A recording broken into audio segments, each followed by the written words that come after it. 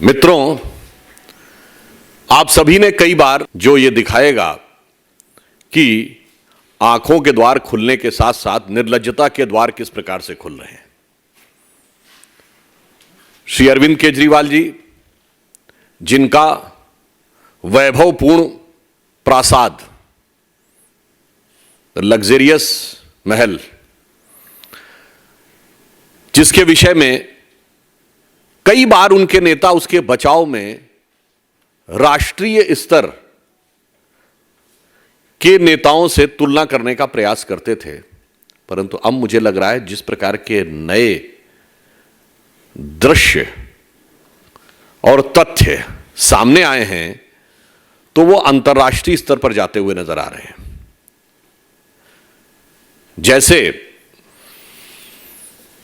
इससे पूर्व ऐसा लगता था कि उनका आवाज भारत के कतिपय भ्रष्टाचार के आरोप में लिप्त नेताओं के वैभवशाली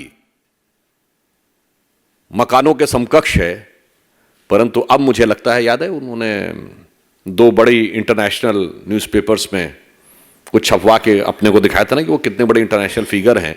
पर अब तो कुछ ऐसा लगता है कि अगर आप लोगों ने देखा होगा तो सद्दाम हुसैन के मकान में जिस ढंग की चीजें दिखाई पड़ती थीं, चर्चा में आती थीं, या किम जोंग उन के मकान में जिस ढंग की चीजों के चर्चाएं आती थीं, अब तो उसके समकक्ष आती दिखाई पड़ रही है।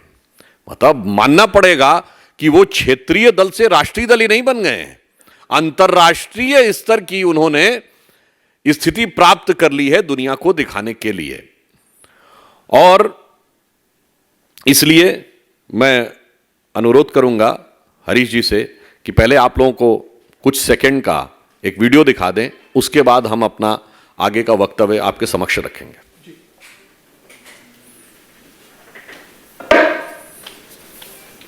मेरी बहुत छोटी सी औकात है। आज मेरे घर में 4 या 5 कमरे हैं। मैं जहां भी जाऊंगा 4-5 कमरों से ज्यादा की मेरे को क्या जरूरत है भाई साहब? 4-5 कमरे चाहिए, हाथ पैर पसारने के लिए उतनी जगह चाहिए, और जगह की क्या जरूरत है? ऐसे मेरे कई चाहने वाले, मेरे दोस्त और मेरे हमारे जो पार्टी के सपोर्टर्स हैं, उन लोगों के मेरे पास फोन आए, उन लोगों के और जो जनता के लिए फोन आए, उनके मैसेजेस आए, और उन्हें लगा कि मुझे ऐसे घर में नहीं रहना चाहिए। तो मैं ये दोनों घर छोड़ रहा हूँ और मैं सरकार को बोलूंगा कि वो मेरे लिए कोई और इससे भी छोटे घर ढूंढने की कोशिश करें। तो वो कहते हैं ना सीजर्स वाइफ, तो वही वाली बात है, हमें तो उसके लिए तैयार रहना पड़ेगा। We have to be prepared for that scrutiny. कोई लाख रुपए की गाड़ी नहीं होनी चाहिए उसके पास, कोई बड़ा बंगला नहीं होना चाहिए उसके पास, वो एक कमरे के फ्लैट में रहे आम आदमी की तरह, कोई सिक्योरिटी नहीं होनी चाहिए। तो इस पार्टी से जो नेता जीत के आएंगे, जो लोग जीत के आएंगे, वो बड़े बंगले मिलेंगे। आप लोगों के इलाके से कोई आदमी जीता, वो आप लोगों के बीच में रहेगा, अपने मकान में रहता रहेगा, जहाँ रहेगा वो रहेगा, उसको बड़ा बंगला नहीं रहेगा। आप ही की तरह जिएगा, उसकी कोई सिक्योरिटी नहीं होगी, कोई सिक्योरिटी नहीं देगा इस पार्टी का आदमी। आप ही की तरह जीता रहेगा, आप ही के बीच में से एक आदमी निकल के एमएलए बनेगा या एमपी बनेगा, आप ही जाओगे।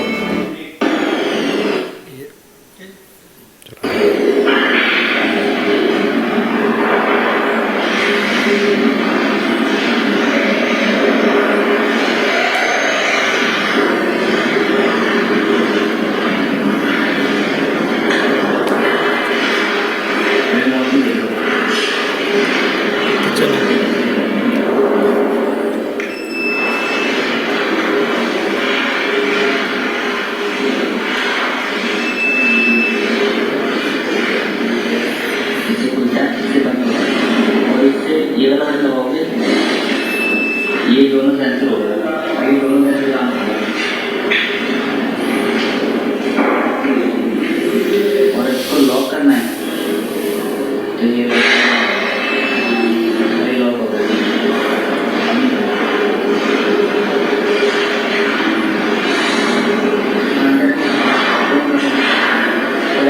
हो गया। और ये एक्टिवेट है दोनों।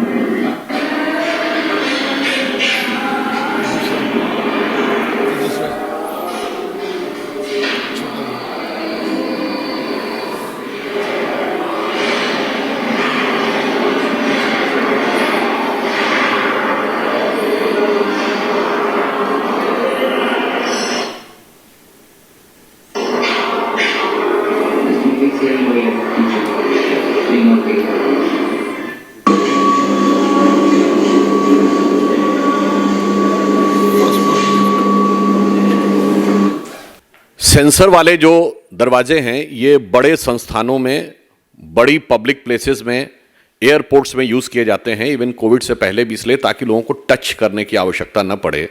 परंतु आपने देखा यहां तो बहुत बेहतरीन तरीके, इसका आप गहरा राजनीतिक अर्थ समझिए, कि किसी चीज को टच नहीं करते, फाइल को टच नहीं करते, सब रिमोट से चलाते हैं। कहीं सत्येंद्र जैन जी बोलेंगे से करवा देंगे, कहीं सिसोदिया जी से, और तो और पार्टी को भी टच नहीं करते। साहिब आलम के आने के साथ ही पार्टी को एक्शन में आ जाना चाहिए, उसमें भी रिमोट से कोई चीज खुद नहीं साइन करेंगे। और इस प्रकार की एक धारणा और मीडिया में समाचार हैं कि पंजाब की सरकार को भी रिमोट से ही कंट्रोल करते हैं। तो आपने देखा कि उन्होंने यह जो बताया और उससे पूर्व का उनका वक्तव्य, रिमाइंड के दे रहा हूं, यह 27 अक्टूबर 2013 को उनका किया गया ट्वीट है। कोट, दिल्ली की मुख्यमंत्री शीला दीक्षित जी के घर में 10 एसी लगे हुए हैं। मैंने सुना है कि उनके बाथरूम में भी एसी लगा है। कौन भरता है उनके एसी का बिल? मैं और आप भरते हैं? आगे गौर फरमाइएगा। मेरा तो कलेजा कांप उठता है यह सोचकर कि जब दिल्ली की 40% जनता झुग्गियों में रहती है, तब कोई मुख्यमंत्री कैसे आलीशान घर में रह सकता है। अनकोट। शायद ऐसे ही लोगों के लिए वह पंक्ति लिखी गई है कि विद्युत की इस चकाचौंध में देख दीप की लौ रोती है, अरे हृदय को थाम महल के लिए झोपड़ी बली होती है।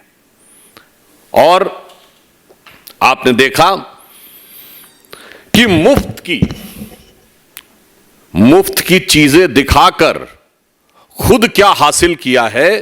मैं सिर्फ एक वाक्य कहना चाहूंगा कि यहां पर विषय सिर्फ आरोप लगाने का नहीं है, विषय सिर्फ उनका असली चेहरा दिखाने का नहीं है, विषय सिर्फ कटाक्ष का नहीं है, विषय उस दर्द का भी है, उस धोखे का भी है जो दिल्ली की जनता ने अनुभव किया है।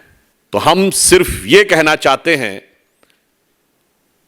कि अब जब मीडिया के माध्यम से आपके घर के द्वार खुलकर सामने आ रहे हैं और किसी को हाथ लगाने की भी जरूरत नहीं है, जाने के साथ ही खुल जाएंगे, तो मेरा मानना है कि पारदर्शी, शुचितापूर्ण नई राजनीति जैसे छलावे को देने वाले केजरीवाल जी कृपया मीडिया को और अन्य लोगों को जाने के लिए छोड़ दीजिए ना। और यदि आप नहीं छोड़ते हैं तो याद रखिए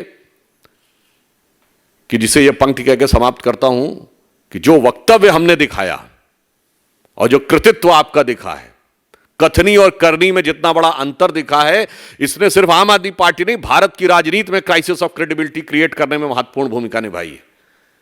इसी ढंग की बातों के कारण अक्सर संपूर्ण राजनैतिक वर्ग के बारे में जनता में अनास्था उत्पन्न होती है। जहां एक तरफ भारतीय जनता पार्टी प्रधानमंत्री जी के नेतृत्व में विश्वसनीयता की, प्रामाणिकता की प्रतीक है, वहीं अब आम आदमी पार्टी और तमाम अन्य विपक्षी दल विश्वसनीयता के संकट के प्रतीक है। इसलिए मैं सिर्फ यह कहता हूं कि याद रखिए कि चंद बातें करना और मुतमई होना नहीं अच्छा, जो बोलते हुए दिख रहे थे, चंद बातें करना और मुतमई होना नहीं अच्छा। सियासत आखिरी दम तक सभी को आजमाती है और बहुत गलती की गुंजाइश नहीं होती सियासत में, जरा किरदार हल्का हो कहानी डूब जाती है। धन्यवाद।